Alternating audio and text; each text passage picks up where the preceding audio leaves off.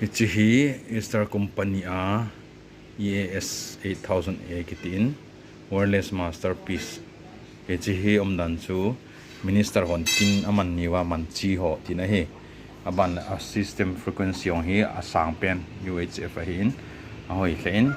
koi tabang adei umwa hele ihung cho theo hin asung avan ho aga veo hete.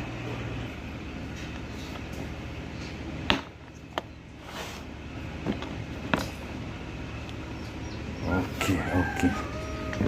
Umda hi che wireless pa chu hin cha hi frequency yong edza se lo on bol thei sibana ma he hoina chu che pencil battery ho tong che in ma he dukana cheng som nga man ki zu ho chu atu ying thei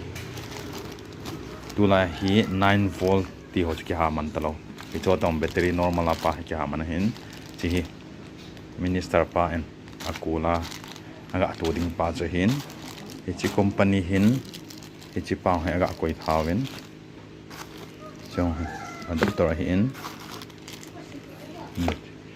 dan he okay khat okay ni dan he single case double chi thei pa he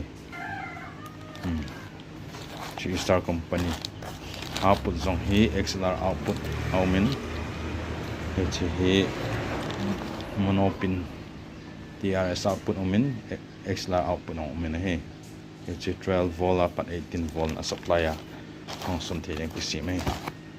ahoi hi ahoi na chu minister panaga man theiling ba na chu a frequency la ang asang loi pen tu ta dia ding a hitan hi a chu